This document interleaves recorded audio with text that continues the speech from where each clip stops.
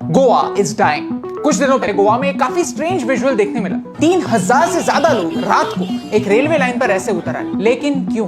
गोवा में ऐसा क्या हो रहा है जो हमें पता ही नहीं। गोवा के इकोलॉजिकली सेंसिटिव जोन में 3 ऐसे प्रोजेक्ट्स होने वाले हैं जिनसे 35,000 to 80,000 के बीच पेड़ काटे जाने वाले हैं। अरे कुछ पेड़ ही तो काटे जा रहे हैं। डेवलपमेंट के लिए ऐसे सैक्रिफाइसेस करने पड़े तो क्या फर्क पड़ता है? अगर आप भी ये सोचते हैं कि ये फाइट डेवलपमेंट और नेचर के बीच में, then this short video will change your mind। क्योंकि ये सिर्फ एनवायरनमेंट के बारे में नहीं है, ये भारत के फ्यूचर के बारे में है। और पहले ही बता देता हूं, अगर आप कौन सी पॉलिटिकल पार्टी पावर में ये देखकर क्या सही है और क्या गलत ये डिसाइड करने वाले हैं, देन स्किप दिस वीडियो, क्योंकि ये वीडियो आपके लिए नहीं है। लेकिन अगर आप सही को सही और गलत को गलत कहने में विश्वास रखते हैं तो इस वीडियो को एंड तक जरूर देखिए और इसे अपने ओपन माइंडेड दोस्तों के साथ शेयर कीजिए। बेसिकली इशू क्या है?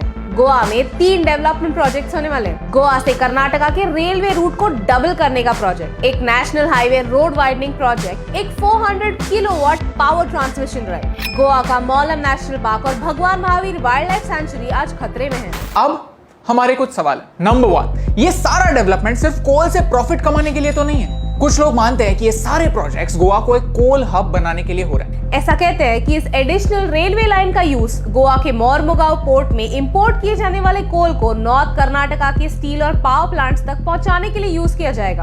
The government denies this claim. Goa और कोल का एक dark relationship. Private companies Goa के पोर्ट से कोल इंपोर्ट करती है। 25 मिलियन टन्स ऑफ कोल। कितना?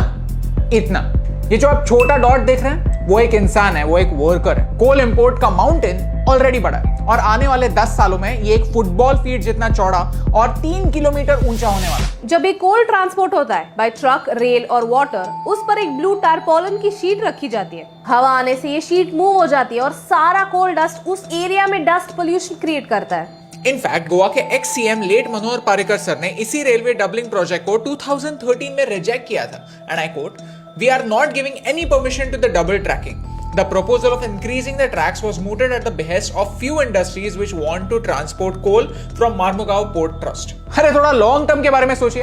पूरा वर्ल्ड कोल को डिच कर रहा है और रिन्यूएबल्स के बारे में सोच रहा है, तो हम क्यों पीछे रह रहे हैं? हमारे ऑनरेबल मोदी जी ने भी पेरिस एग्रीमेंट में कहा है कि भारत ग्रीन हाउस एमिशंस कम करने में हेल्प करेगा and so far we are doing a good job. But future में कोल से ब्रेकअप किए बगैर ये इम्पॉसिबल है। Then why focus on coal? Number 2, environmental damage. आपने इस वाटरफॉल का फोटो तो देखा होगा। ये है गोवा का दूध सागर वाटरफॉल जो भगवान महावीर सेंचुरी की शान है। कैसा लगेगा अगर इसके आसपास की सारी ग्रीनरी को ऐसे हटा दिया जाए?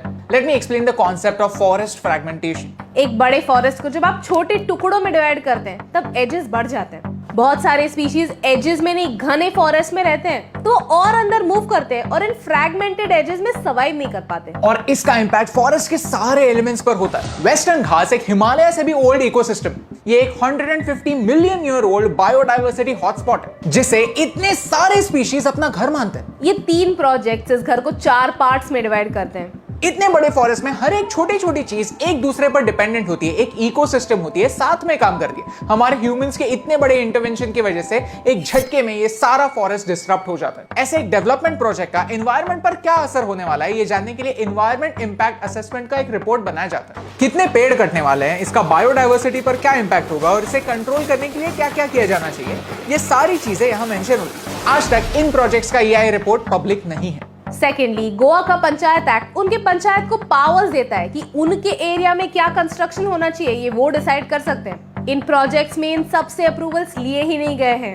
इन प्रोजेक्ट्स को क्लियरेंस लॉकडाउन के समय मिला तो कोई डिस्कशन हुआ ही नहीं है एंड दैट्स रॉन्ग। एनवायरनमेंट को इतना ज्यादा डैमेज करने वाला प्रोजेक्ट जब होता है तब उसे कॉम्पेंसेट करने के लिए कुछ ना कुछ करना पड़ता है। रिफॉरेस्टेशन के लिए गोवा में इतनी बड़ी जगह है नहीं, तब उन्होंने कर्नाटका गवर्नमेंट से जगह मांगी। वाओ, यानी गोवा में डिफॉरेस्टेशन और कर्नाटका में रिफॉरेस्टेशन, ये कैसा लॉजिक है? नंबर 3, कितने लोग अपनी जान देंगे? क्या कोई अपनी लाइफ क्यों देखा है? अभी नहीं, लेकिन थोड़ा लॉन्ग टर्म सोचते हैं। गोवा के स्टेट गवर्नमेंट की इस रिपोर्ट ने खुद प्रेडिक्ट किया है कि गोवा का टेम्परेचर 2050 तक 2 डिग्री से बढ़ सकता है। अरे यार, 2 डिग्री से क्या फर्क पड़ता है? एसी लगा देंगे। काश ये इतना सिंपल होता। गाडगिल कमेटी के इस रिपोर्ट ने पहले ही प्रेडिक्ट किया था कि फॉरेस्ट एरियाज में ह्यूमंस के अनसस्टेनेबल एक्टिविटीज की वजह से केरला में सिवियर फ्लड्स आ सकते हैं और पिछले 2 सालों से वही तो हो रहा है। और फ्लड्स का मतलब loss of lives and livelihood. इस रिपोर्ट ने पूरे वेस्टर्न घाट्स को और 6 स्टेट्स को कवर किया था, including the ecologically fragile Goa. मानते हैं कि कोरोना वायरस एक बैट की वजह से ह्यूमंस में आया और उसने पूरी दुनिया में ये हैवक मचाया। वैसे ही इबोला जैसे डिजीजेस भी ह्यूमन और वाइल्ड एनिमल्स के इंटरेक्शन बढ़ने की वजह से आते हैं, और जितना ज्यादा हम वाइल्ड हैबिटेट में ऐसे इंक्रोच करते रहेंगे उतने ज्यादा ये इंटरेक्शंस बढ़ते रहेंगे और ये डिसीजेस भी बढ़ते रहेंगे। तो हम क्या कर सकते हैं? गोवा के chief minister Pramod Sawant sir ने एक इंटरव्यू में ऐसे कहा था कि मेजरली उन्हें इन प्रोजेक्ट्स के लिए जो ऑपोजिशन आ रहा है वो भारत के बाहर से है। हमारे environment minister Prakash Javadekar sir ने ऐसे कहा था कि अगर उन्हें लोकल लोगों से एक मेमोरेंडम मिलती है तो वो इस बात पर एक्शन लेंगे। So let's give it a shot. हमारे बायो में लिंक को क्लिक कीजिए और हमारे एनवायरमेंट मिनिस्टर को अपने ऑब्जेक्शंस भेजिए। ट्रस्ट मी, एक मिनट भी नहीं लगेगा। मे बी उन्हें यह दिखाने की जरूरत है कि हमें भी हमारे एनवायरनमेंट से फर्क पड़ता है। लुक बॉस, बात सिंपल है। गोवा सिर्फ दारू और बीचेस नहीं है, उसका असली हेरिटेज उसका नेचर है, और ये नेचर आज भी अनएक्सप्लोर्ड है। अगर हम आज कुछ नहीं करते तो धीरे धीरे गोवा सिर्फ दारू, बीचेस और ड्रग्स ही बन जाएगा, and that will be a real tragedy. Please मेरी ये रिक्वेस्ट है, ये वीडियो ज्यादा से ज्यादा लोगों तक पहुंचाने में हमारी हेल्प कीजिए। Share this video with your friends, tag your favourite actors, leaders, influencers. क्योंकि अगर हम गोवा में जाकर व्लॉग्स बना सकते हैं, उसकी नेचुरल ब्यूटी का लाइक्स के लिए यूज कर सकते हैं, तो उसी नेचुरल ब्यूटी को बचाने के लिए एक छोटी सी चीज भी कर सकते हैं। आई नो दैट 99% लोग ऐसे सीरियस वीडियोस एंड तक देखते भी नहीं, लेकिन हमारा ये वीडियो उन 99% लोगों के लिए है भी नहीं जिन्होंने ऑलरेडी गिव अप कर दिया। ये वीडियो उन 1% लोगों के लिए जिन्हें अभी भी फर्क पड़ता है।